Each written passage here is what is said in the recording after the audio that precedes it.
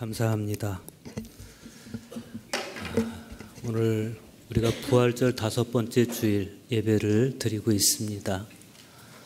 오늘 날씨도 화창하고 따뜻하고 좀 어디 소풍도 가고 싶을 텐데 주님 앞에 나와서 예배하는 여러분에게 하나님께서 특별히 은혜와 평강 주시기를 축복합니다. 역사적인 남북 정상회담이 지난 금요일 판문점 평화의 집에서 있었습니다. 남과 북의 정상이 군사 분계선을 잠깐 사이에 넘나드는 모습을 여러분들은 TV 화면으로 지켜보시면서 굉장히 마음에 만감이 교차했을 거다, 그런 생각이 들었습니다. 분단 이후로 73년이 지나도록 그 군사 분계선은 냉전의 상징이었습니다. 그런데 그 잠깐 사이에 그렇게 또 넘어갈 수도 있고 넘어올 수도 있고 하는 모습을 보면서 이제 더 이상 냉전의 상징이 아니라 평화의 상징이 될 수도 있겠다, 그런 생각을 했습니다. 함부로 넘어갈 수도 없고 넘어올 수도 없는 그 선이 사실은 마음만 합의되면 누구나 아무렇지 않게 넘나들 수 있는 그런 선이었습니다. 그래서 그렇게 쉽게 잠깐 사이에 넘나드는 모습을 보면서 문득 중독이라는 말이 생각이 났습니다. 어쩌면 지난 73년 동안 우리 민족은 지독한 분단 중독증을 알아왔는지도 모르겠습니다. 1991년 남과 북은 유엔에 동시 가입했습니다. 그러면서 사실상 별개의 나라가 됐습니다. 그 이전까지는 그래도 조국은 하나다였는데 유엔에 따로따로 가입을 하고 보니까 조국은 하나였다, 이렇게 되고 말았습니다. 그런데 5,000년 동안을, 반만 년 동안을 단일민족으로 살아온 그 장구한 역사를 생각해 보면 상대적으로 길지 않은 73년이라는 분단의 역사는 어느 짧은 시기에 전염병 같은 그런 세월이고 그 전염병에 중독되어 살아온 세월이 아니었겠나 하는 생각도 드는 겁니다. 그 지독한 분단 중독증에서 벗어나기 위해서 우리는 이제 새로운 습관을 가져야 될 것 같습니다. 그 새로운 습관이라는 것은 새로운 마음에서 우러나오는 것이고 새로운 지향을 통해서 완성되어 가는 겁니다. 관계 심리학자인 수잔 존슨이라는 분이 우리는 사랑에 대해 얼마나 알고 있을까라는 글에서 사랑을 구성하는 핵심 요소는 강한 정서이다, 그랬습니다. 서로를 향한 부정적인 정서가 잠잠해지고 회복과 조화를 이루는 만남이 지속되도록 이성을 조절하고 정서를 조절해 나가다 보면 미움이 사랑으로 바뀌게 되는데 이것이 바로 사랑의 관계의 시작이라는 겁니다. 오늘 성서 일과는 일제히 우리에게 그러한 이성과 정서가 잘 조절된 사랑의 차원을 보여주고 있습니다.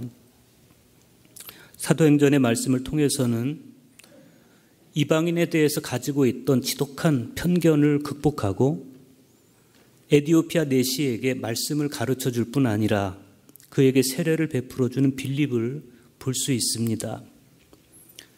서신서의 말씀에서 사도 요한은 사랑은 하나님께 속한 것이다, 이렇게 역설하면서 성도는 사랑함으로써 하나님께 속한 존재임을 분명히 합니다. 반대로 말하면 사랑하지 않는 것은 하나님께 속하지 않은 것이다, 이렇게 말해도 무리는 아니겠습니다. 그리고 복음서의 말씀에서 주님은 주님과 그리스도인 사이의 사랑의 일치를 포도나무와 가지 비유를 통해서 보여주십니다. 사실 이 포도나무와 가지 비유는 당대에 이 말씀을 직접 들은 제자들에게나 후대에 전해 들은 사람들에게 두 가지 측면에서 그들의 영적 상상력을 자극했을 것입니다. 하나는 이 비유가 전체 분위기를 봤을 때 최후 만찬 때 주어졌을 것이다, 이런 생각을 하게 되고요. 특별히 유월절 어린 양이 흘린 피, 그리고 최후의 만찬에서 예수님께서 제자들에게 주셨던 포도주는 언약이라는 맥락에서 일치하고 있습니다.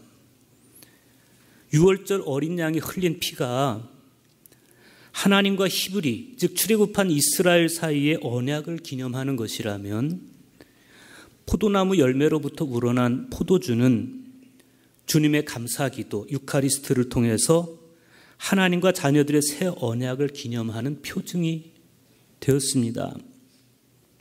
그래서 포도나무와 가지의 비유는 단순히 주님과 제자의 관계에 국한된 그런 비유를 넘어서 보다 본질적인 구원의 메시지를 흠뻑 담은 예수님 사랑의 표징이라고 볼 수가 있습니다. 또 하나는 이 포도나무와 가지의 비유가 즉석에서 예수님께서 지어내신 이야기가 아니고 이미 구약시대부터 선지자들의 예언과 시인의 기도를 통해서 누누이 강조되어 왔던 말씀이라는 사실입니다.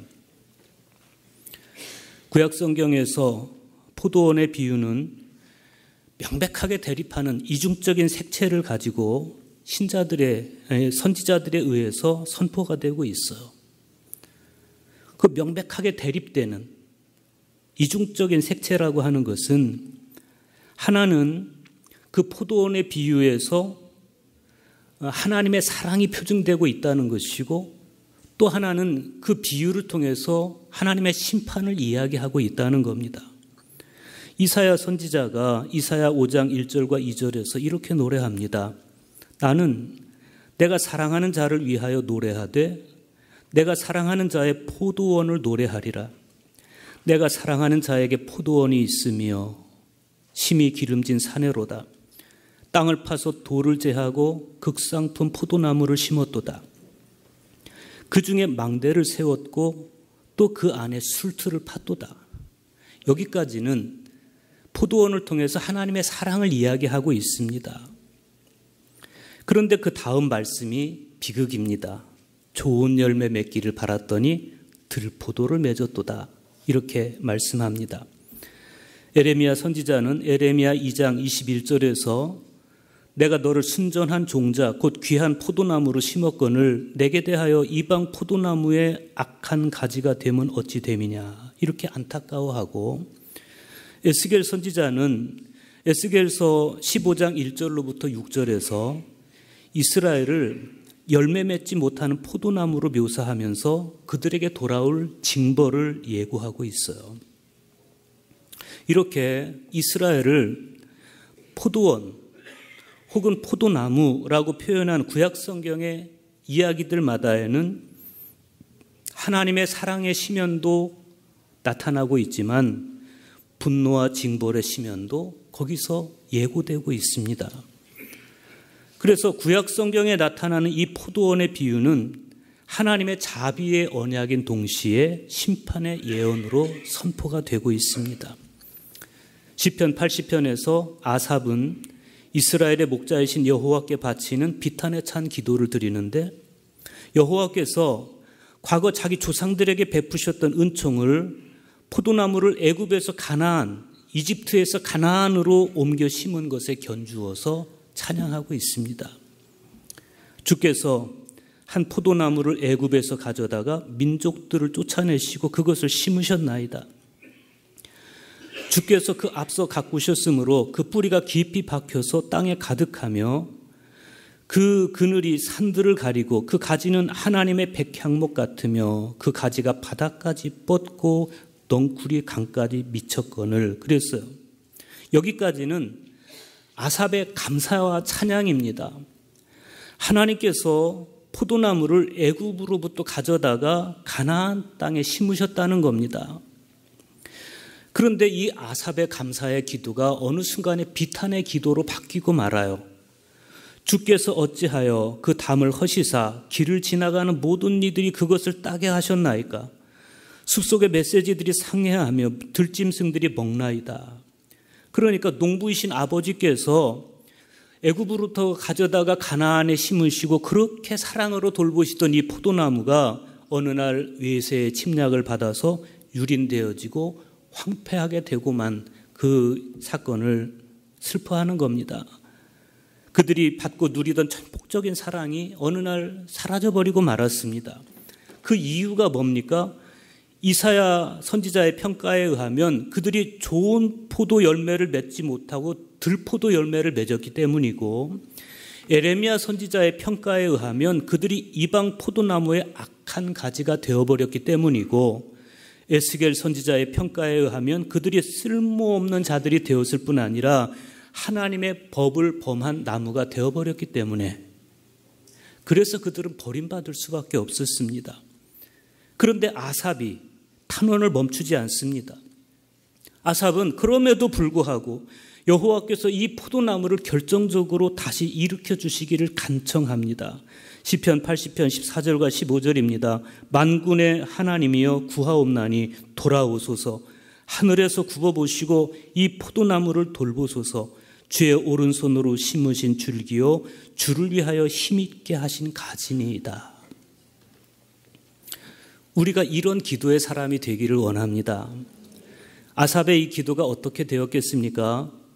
우리는 오늘 복음서에 포도나무와 가지의 비유를 읽으면서 아삽의 이 간절한 기도가 하나님께 받아들여진 것을 볼 수가 있습니다. 예수님께서 이렇게 응답하십니다. 나는 참 포도나무요 내 아버지는 농부라. 너무 오랫동안 황폐해 있던 포도원이, 너무 오랫동안 쓸모없었던 포도나무가 나는 참 포도나무요 라는 예수님의 이 선언을 통해서 비로소 회복되기 시작한 것을 우리가 볼 수 있습니다. 나는 참 포도나무요 내 아버지는 농부라, 이 선언에서 우리는 아주 중요한 두 가지 사실을 기대할 수 있습니다.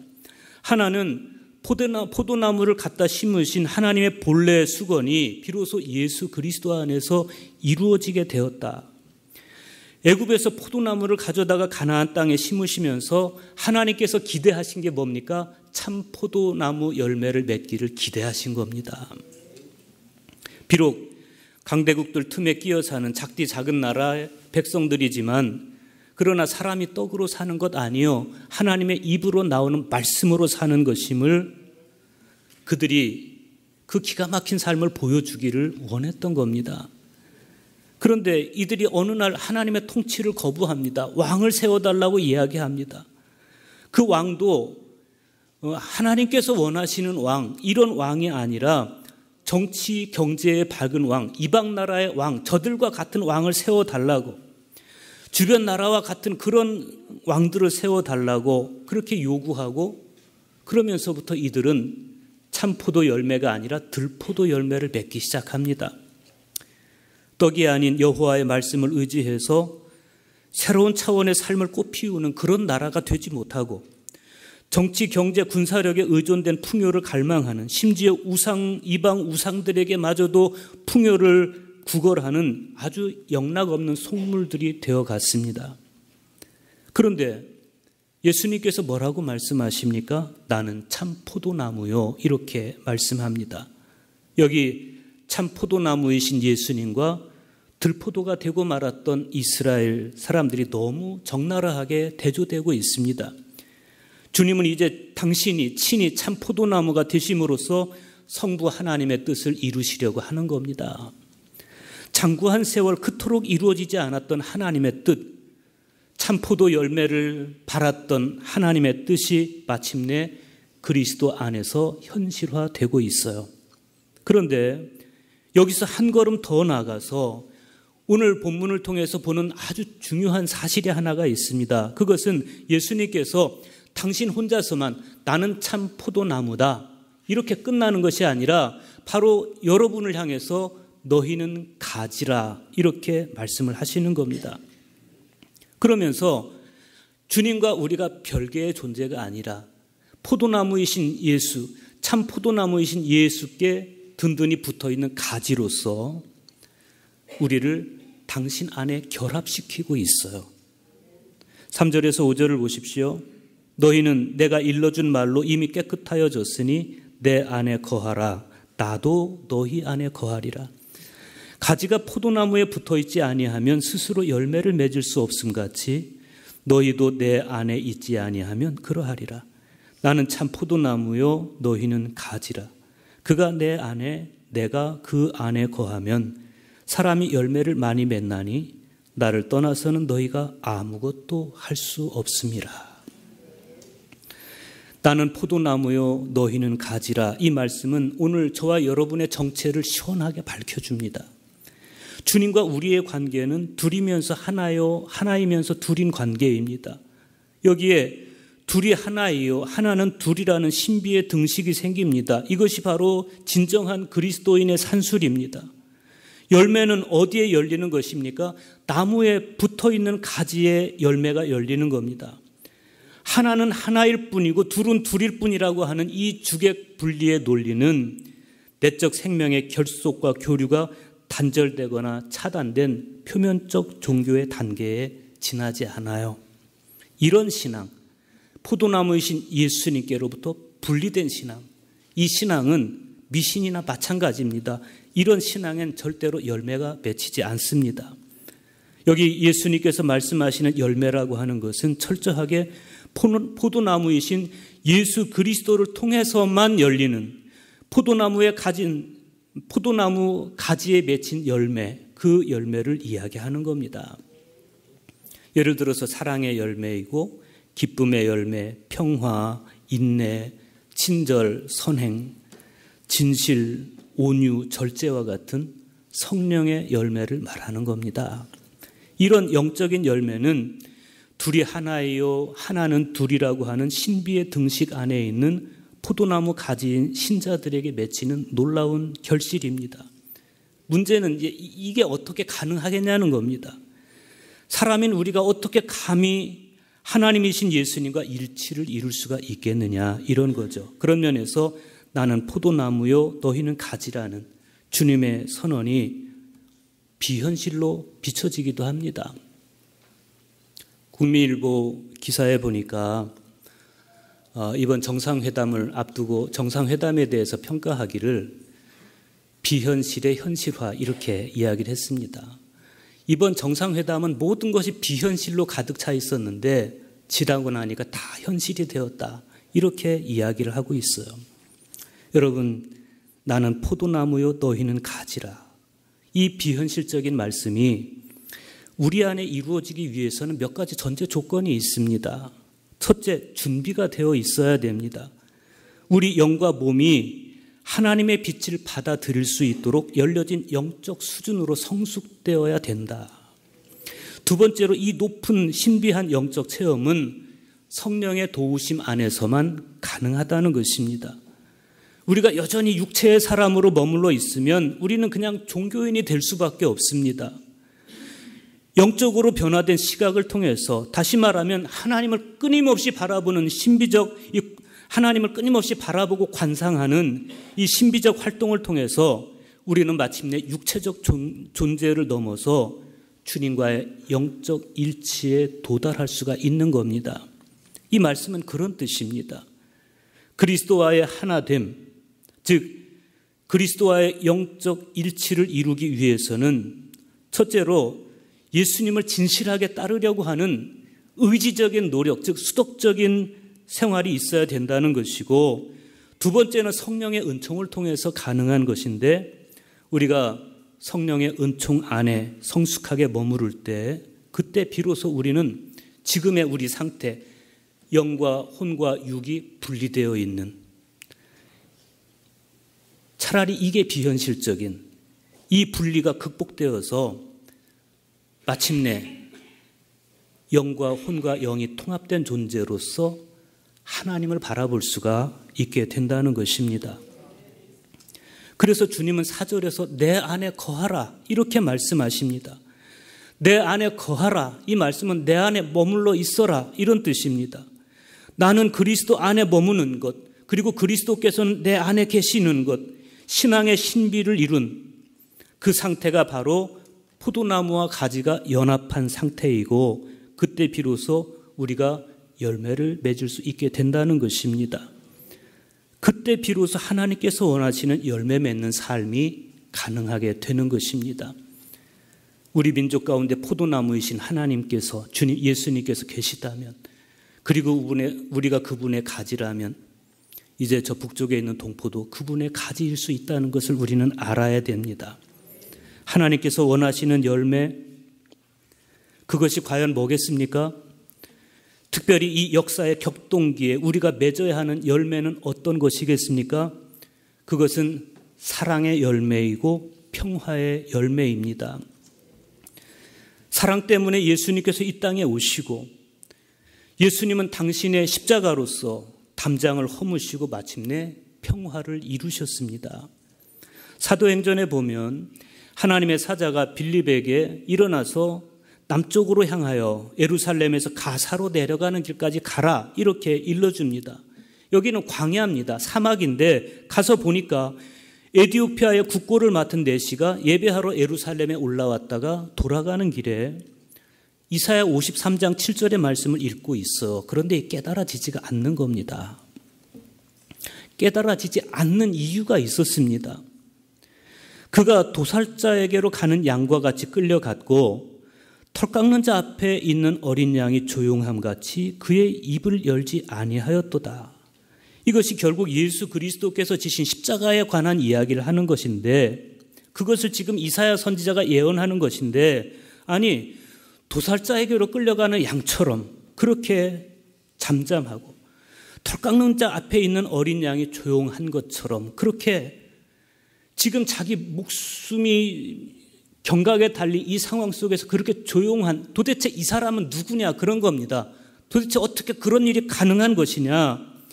인간의 이성으로는 이해할 수 없는 이 사랑의 사건에 대해서 도대체 이게 가능한 것이냐.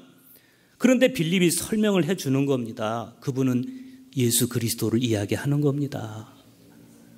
그분은 하나님과 사람 사이에, 사람과 사람 사이에 막힌 담을 헐기 위해서 어린 양처럼 잠잠히 죽음을 맞이하십니다. 그때 에티오피아의 내시가 수레를 멈추고 빌립에게 세례를 받고, 그리고 나서 주님께서, 주님의 영 성령께서 빌립을 또 이끌어 가시는 그런 모습을 우리가 사도행전에서 봅니다. 여러분, 이게 당연한 게 아닙니다. 이때는요, 아직 이방인과 유대인의 관계가 극도로 혐오스러운 그런 때였습니다. 서로에 대한 편견이 굉장할 때였습니다. 이방인을 찾아가는 것도 불가능하고 그에게 세례를 베푸는 것도 인간의 편협한 이성으로는 이게 도대체 상상이 되지 않는 그런 때였습니다.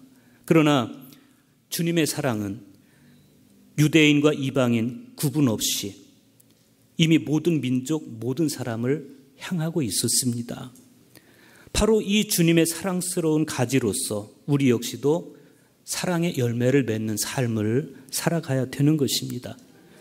그래야만 그분께 속한 사람이 되는 것입니다. 서신서에서 사도 요한이 말씀합니다. 사랑하는 자들아, 우리가 서로 사랑하자. 사랑은 하나님께 속한 것이니 사랑하는 자마다 하나님으로부터 나서 하나님을 알고 사랑하지 아니하는 자는 하나님을 알지 못하나니 이는 하나님은 사랑이심이라. 하나님의 사랑이 우리에게 이렇게 나타난 바 되었으니 하나님이 자기의 독생자를 세상에 보내심은 그로 말미암아 우리를 살리려 하심이라. 사랑은 여기 있으니 우리가 하나님을 사랑한 것이 아니요 하나님이 우리를 사랑하사 우리 죄를 속하게 위하여 화목제물로 그 아들을 보내셨음이라. 가지가 포도나무에 속해 있듯이 사랑도 하나님께 속해 있습니다. 그래서 사랑하지 않는 자는 적어도 요한에 따르면 하나님께 속하지 않은 것입니다. 그는 하나님을 모를 뿐 아니라 포도나무이신 그리스도께 속하지도 않았습니다. 하나님의 사랑이 그리스도를 통해서 나타났듯이 하나님의 사랑이 그리스도인을 통해 나타날 때 세상은 그 열매를 보면서 비로소 우리가 그리스도께 속한 가지임을 알게 됩니다. 사랑의 관계와 미움의 관계는 180도 배치되는 정서적 차이임에도 불구하고 수없이 겹치고 교차되는 동의어로 쓰입니다. 우리는 사랑의 관계를 맺으며 살기도 하지만 쉽게 미움의 관계를 맺으면서 살아가기도 합니다. 부디 오늘부터 우리가 맺어가는 모든 관계는 포도나무이신 예수 그리스도로부터 비롯된 포도나무 가지다운 그런 관계가 될 수 있기를 바랍니다. 백교환 선생이 이런 말을 합니다. 장벽을 얼고 새 장을 여는 사람을 새뚜기라고 표현하는 걸 봤습니다. 포도나무이신 주님께 속한 가지로서 주님의 살과 피가 흐르는 가지로서 미움의 열매가 아닌 사랑의 열매를 맺고 담장을 쌓는 사람이 아닌 담장을 허무는 사람, 우리 모두는 그런 새뚜기가 되어서 2018년 이후를 살아갈 수 있기를 주님의 이름으로 축원합니다.